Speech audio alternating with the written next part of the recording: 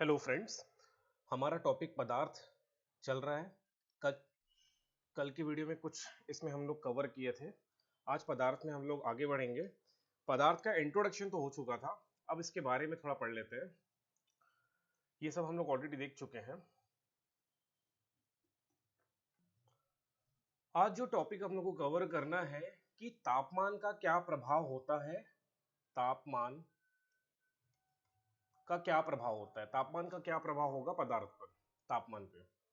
तो जैसे ही आप तापमान बढ़ाएंगे, कोई पदार्थ है हमारे पास, अगर ये कोई भी एक पदार्थ है, अब पदार्थ कोई भी स्टेट में हो सकता है, वो या तो ठोस अवस्था में होगा या द्रव अवस्था में या फिर गैसीय अवस्था में होगा। इनमें से कोई सी भी अवस्था में पदार्थ हो सकता है। तो पदार्थ में अगर हम लोग तापमान बढ़ाते हैं, तो इस चीज को नोट कर लेना, जब भी हम तापमान को बढ़ाएंगे तो उसकी काइनेटिक एनर्जी बढ़ेगी। इसको नोट कर लेना, ये मैंने कल बताया है। काइनेटिक एनर्जी क्या है, गतिज ऊर्जा बोलते हैं।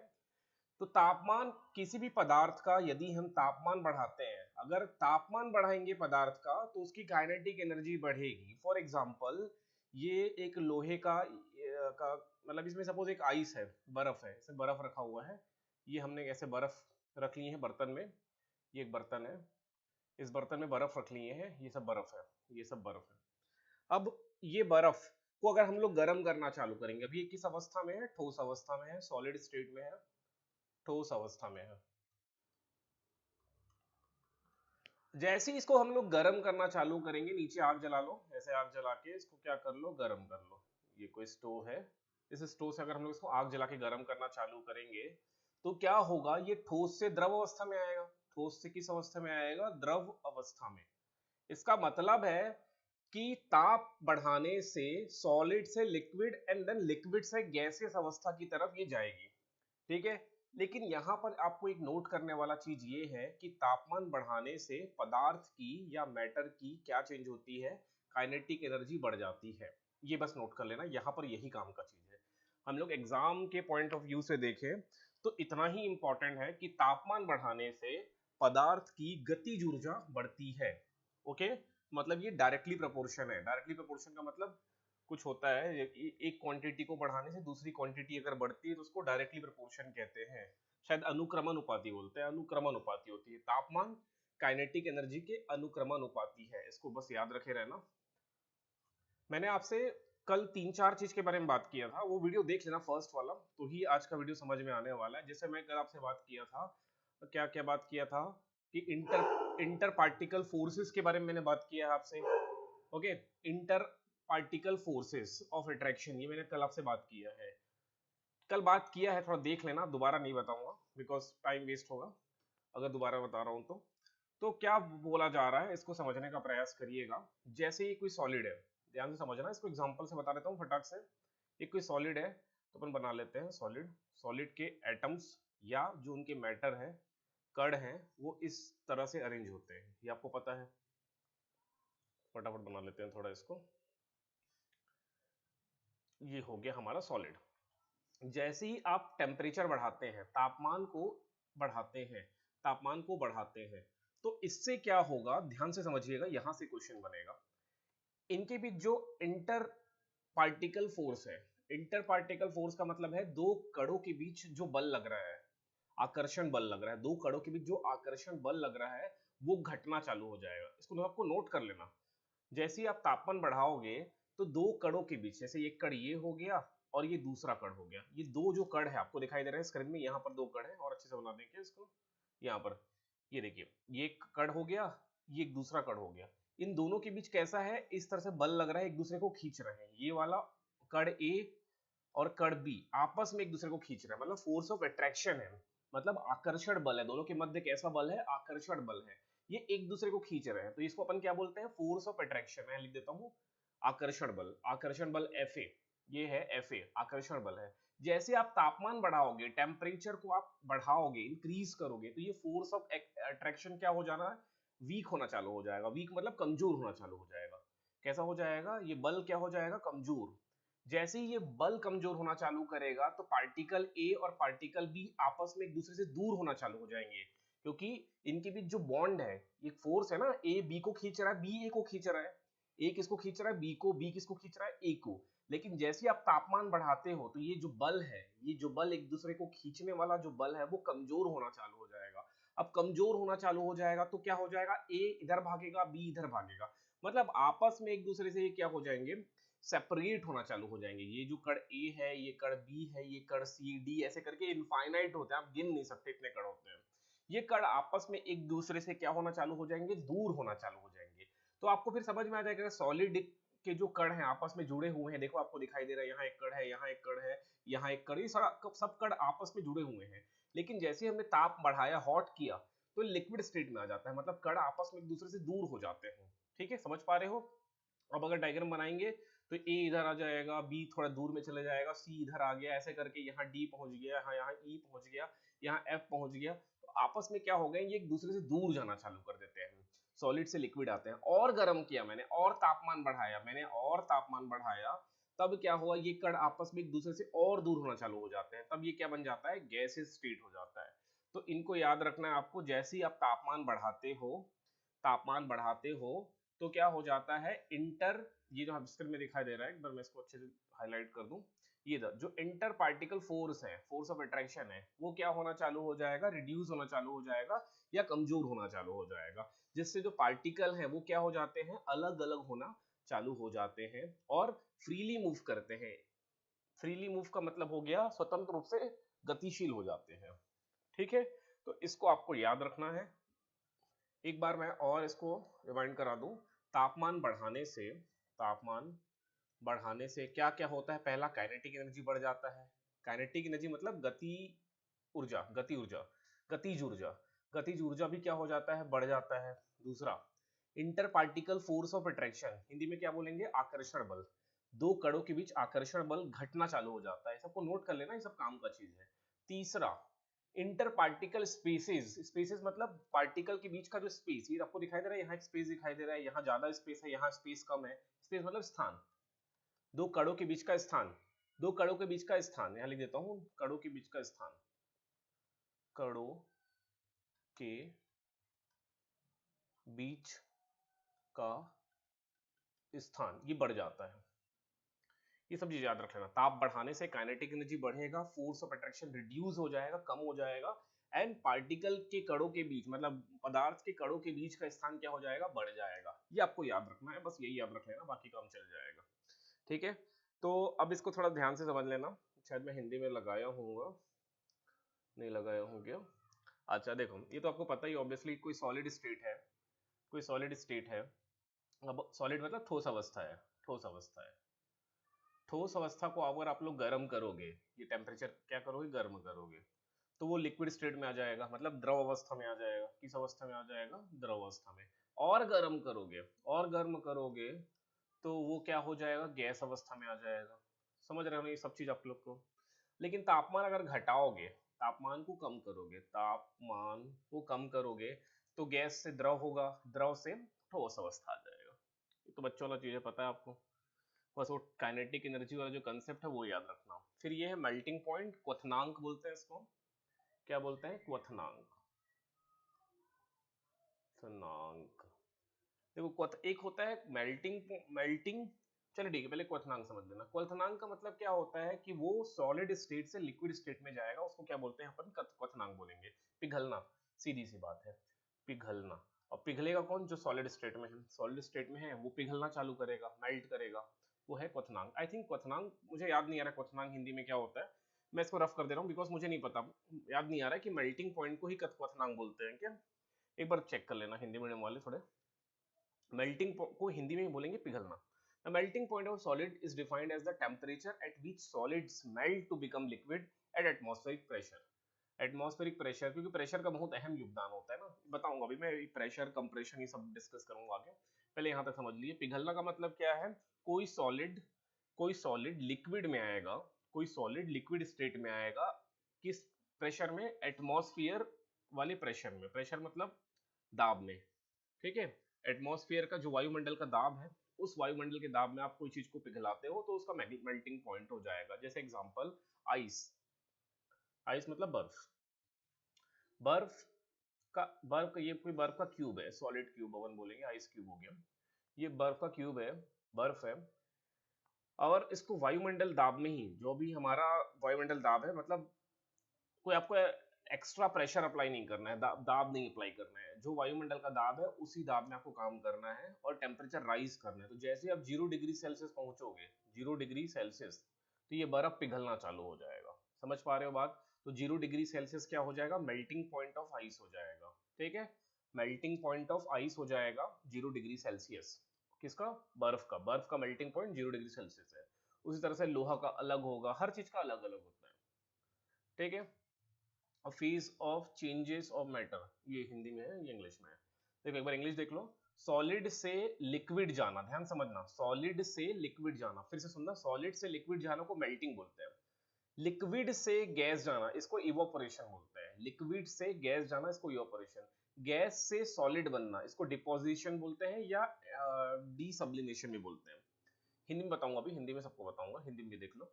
ठोस से गैस जाना ऊर्ध्वपातन कहते हैं। ठोस से गैस जाना ऊर्ध्वपातन। गैस से द्रव बनना संघनन।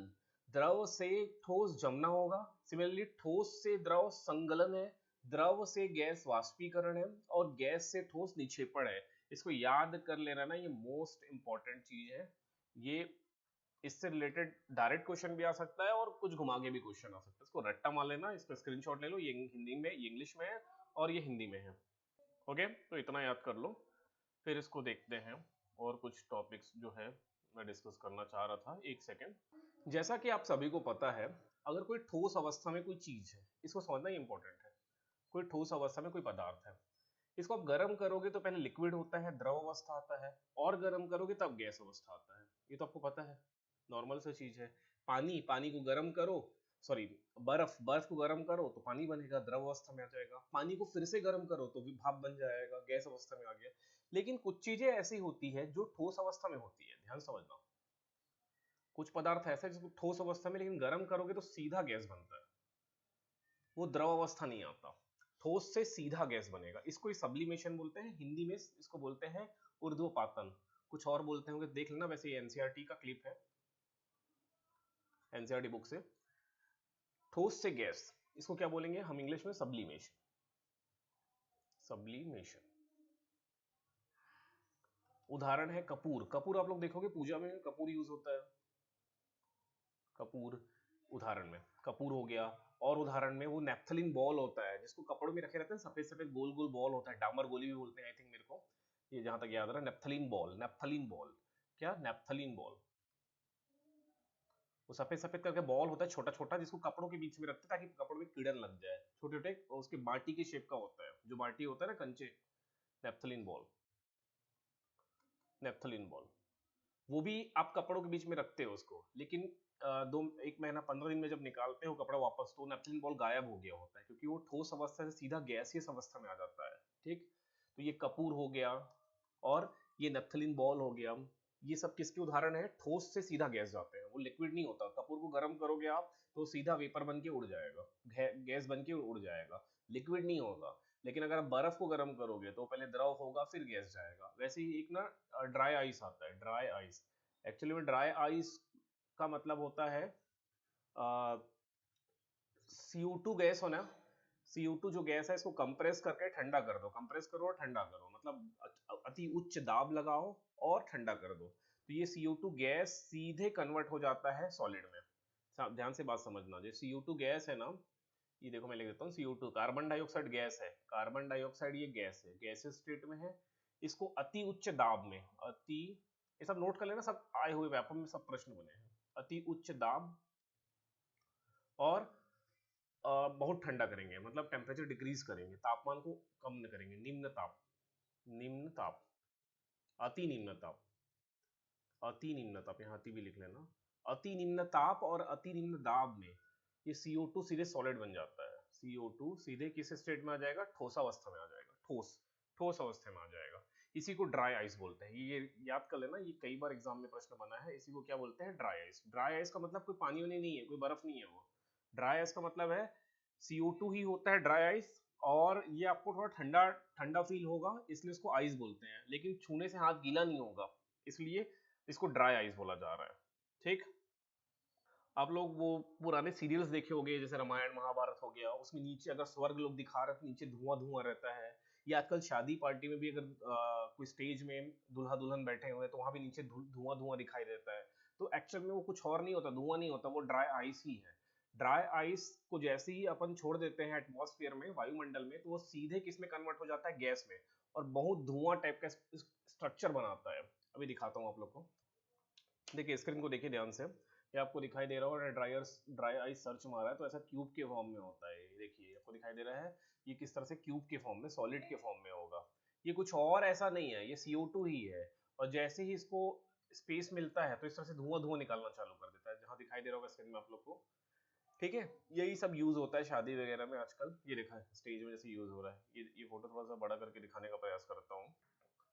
आई थिंक ये नीचे दिखाई दे रहा है, जो हल्का धुआं धुआं सा स्ट्रक्चर जो आप लोग को दिख रहा है, वो एक्चुअल में ड्राई आइस ही है। ड्राई आइस को अगर हम लोग कहाँ छोड़ दें, एटमॉस्फेयर में, वायुमंडल में छोड़ दें, तो वो वापस अपने सॉलिड स्टेट से, मतलब ठोस अवस्था से किस अवस्था में आना चालू हो जाता है, गैस अवस्था में, गैसेस स्टेट में आना स्टार्ट हो जाता है। तो थोड़ा सा धुआं जैसा स्ट्रक्चर बना देता है। तो इसको ही क्या बोलते हैं अपन हिंदी में, ऊर्ध्वापातन, इंग्लिश में क्या बोल देते हैं, सब्लिमेशन। अब कोई गैस से सीधा सॉलिड स्टेट में आ रहा है, ठोस अवस्था में आ रहा है, वही कपूर है, कपूर का गैस को कलेक्ट कर लो, कपूर के गैस को कलेक्ट कर लो, ठंडा कर दो, तो फिर से ठोस अवस्था में आ जाएगा, ना कि द्रव अवस्था में आएगा। इसको निक्षेपण बोलते हैं, या डीसब्लिमेशन बोलते हैं, या डिपोजिशन बोलते हैं। आपको दिखाई दे रहा है यहाँ पर डिपोजिशन। ओके, ये सब चीज को याद रख लेना, सब काम का चीज है। फिर ये प्रेशर, अगला जो टॉपिक है, कंप्रेशन या प्रेशर या दाब। दाब का क्या प्रभाव पड़ता है, दाब, इस चीज को याद रखना। दाब, ये कोई, मैंने एक सिरिंज लिया, सिरिंज समझते हो, इंजेक्शन वाला जो पोर्शन होता है, सिरिंज, ये सिरिंज है, ये सिरिंज है। इस सिरिंज में भर दिया नमक, कॉमन सॉल्ट, जो कि सॉलिड है, ठोस अवस्था में। किस अवस्था में है, ठोस अवस्था में। यहाँ पर भर दिया, यहाँ पर नमक भर दिया गया है यहाँ पर।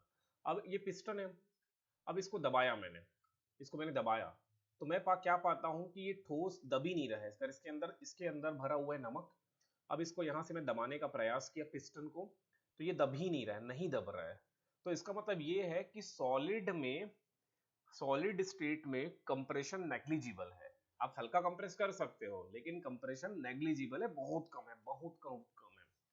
अब यहाँ पर मैंने दूसरा बी नंबर का सीरीज को देखो, इसमें भर दिया है पानी, यहाँ पानी भरा है। अब इसको दबाने का प्रयास किया तो थोड़ा दबा, थोड़ा, एकदम एकदम कम, ठीक है, लेकिन दबा, सॉलिड कंपेयर में थोड़ा ज्यादा दबा। अब मैंने यहाँ पर गैस लिया, ध्यान से देखो, यहाँ पर थर्ड वाले में, ये सी वाले में, ये सी में मैंने लिया गैस। यहाँ पर क्या लिया है हमने, गैस लिया है। अब गैस लिया, अब गैस भर के मैंने पिस्टन को दबाया तो पूरा दब गया। तो ये सब चीज क्यों हो पा रहा है, ऐसा क्यों हो पा रहा है, गैस में पूरा क्यों दब गया, क्योंकि यहाँ पर बहुत इंटर पार्टिकल स्पेसेस है। बहुत इंटर पार्टिकल स्पेस का मतलब है जो कण है, कण के मध्य बहुत सारे क्या है, स्पेस या स्थान खाली है। अब स्थान खाली है तो दबेगा ही, लेकिन ठोस में अगर आप देखोगे, यहाँ ठोस में यहाँ पर स्थान है ही नहीं, तो नहीं दबा। सिर्फ लिक्विड में भी हल्का हुआ, ठीक है। तो सॉलिड में इंटर पार्टिकल स्पेसेस बहुत कम है, इसलिए कंप्रेशन कम है। लिक्विड में कंप्रेस आप कर सकते हो थोड़ा, और गैस में तो मैक्सिमम कंप्रेशन कर सकते हो। तो दाब आप सबसे ज्यादा किस में अप्लाई कर सकते हो, गैसेस अवस्था में, क्योंकि इंटर पार्टिकल स्पेसेस बहुत ज्यादा है। Then this is the reason.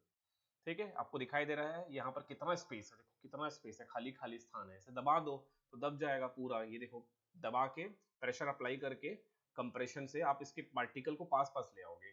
Liquid में भी स्पेस थोड़े कम है, तो इसलिए कंप्रेशन थोड़ा आप कर सकते हो, लेकिन सॉलिड में तो स्पेस ही नहीं है, ऑलरेडी ये ठूस ठूस के भरा हुआ है, तो इसमें कंप्रेशन आप नहीं कर सकते, ये नेग्लिजिबल है। ठीक है, यहाँ तक आई थिंक आप लोग को चीजें क्लियर हो गया होगा। अब यहाँ पर एक चीज नोट कर लेना, एक चीज नोट कर लेना, दाब, दाब लगा के, दाब अप्लाई करके, दाब या कंप्रेस करके, कंप्रेस मतलब प्रेशर ही है, प्रेशर जनरेट करके, प्रेशर जनरेट करके, दाब अप्लाई करके, प्रेशर अप्लाई करके आप स्टेट ऑफ मैटर को चेंज कर सकते हो, मतलब पदार्थ की अवस्था में चेंज ला सकते हो। अगर आप दाब बढ़ाओगे, ध्यान से सुनना इस चीज को, दाब बढ़ाओगे, दाब बढ़ाओगे, दाब बढ़ाओगे, तो उससे क्या होगा, गैस से आप चले जाओगे लिक्विड स्टेट में। इसको याद रखना, गैस से लिक्विड स्टेट में चले जाओगे। और दाब टेम्परेचर भी कम कर देते हो, इसके साथ टेम्परेचर भी कम कर देते हो, तो ये लिक्विड से चले जाएगा सॉलिड स्टेट में। जैसे ऑक्सीजन, ऑक्सीजन जो है O2, ये गैस अवस्था में होती है, किस अवस्था में होती है, गैसीय अवस्था में। लेकिन अगर आप दाब बढ़ाओगे, दाब लगाओगे, तो इसको लिक्विड स्टेट में लाया जा सकता है। किस स्टेट में लाया जा सकता है, लिक्विड स्टेट में, उच्च दाब में। उच्च दाब और टेम्परेचर कम कर दो तो ऑक्सीजन किस अवस्था में आ जाएगा, लिक्विड अवस्था में आ जाता है। Even CO2 carbon dioxide gas है, कार्बन डाइऑक्साइड गैस है, इसको अगर दाब अप्लाई करोगे, दाब बढ़ाओगे, बहुत दाब, उच्च दाब, अति उच्च दाब और अति लोअर टेम्परेचर, मतलब बहुत कम टेम्परेचर में ये सीधे सॉलिड स्टेट में आ जाता है, जिसको हम लोग ड्राई आइस बोल रहे थे। ठीक है, सॉलिड स्टेट में आ जाता है। ये सब नोट कर लेना, यही सब प्रश्न बनेंगे, इससे ज्यादा कोई प्रश्न, ज्यादा टफ प्रश्न नहीं आने वाला आपके एग्जाम में, यही सब प्रश्न है, इसको याद रखे रहना। अब 3 different scales are commonly used to measure temperature. Fahrenheit है, एक्सप्रेस डिग्री फ़ारेनहाइट, ठीक है, फिर डिग्री सेल्सियस है, एंड केल्विन है। 3 तरह के स्केल होते हैं, 3 तरह के थर्मोमीटर होता है, ये आपको दिखाई दे रहा है। ये जो केल्विन थर्मोमीटर है ना, ये टेम्परेचर का, तापमान का SI यूनिट है, इसको याद रख लेना, SI यूनिट, तापमान का SI यूनिट, तापमान का SI यूनिट केल्विन है, केल्विन स्केल है, इसमें डिग्री नहीं लगता, ठीक है, इसमें डिग्री नहीं लगेगा, और ये SI यूनिट है तापमान का, यही बस इंपॉर्टेंट है। ये हम लोग नॉर्मली यूज करते हैं, हम लोग बहुत ज्यादा यूज करते हैं, बहुत ज्यादा प्रचलन में है, और ये डॉक्टर्स लोग, डॉक्टर थर्मोमीटर है, ठीक है, इतना याद रखे रहना। एक स्केल भी है, सबको कन्वर्ट करना, C/100 equals to F minus 32/100, sorry 212 minus 32, I think this is the formula. ये फॉर्मूला देख लेना बस, ये फॉर्मूला देख लेना, ये फॉर्मूला है कन्वर्जन के लिए, ठीक है, कन्वर्ट करने के लिए एक टेम्परेचर को दूसरे टेम्परेचर में, ठीक है। आई थिंक आज का टॉपिक कंप्लीट हो चुका है, अब कुछ खास बचा नहीं है। अब हम लोग दूसरे टॉपिक की और नेक्स्ट वीडियो पे चलेंगे। आज वैसे एक फिजिक्स का भी वीडियो अपलोड करूंगा। इसके बाद भी जो आप लोग को डाउट है, जो समझ में नहीं है, वो पूछ सकते हो मेरे से कमेंट के थ्रू।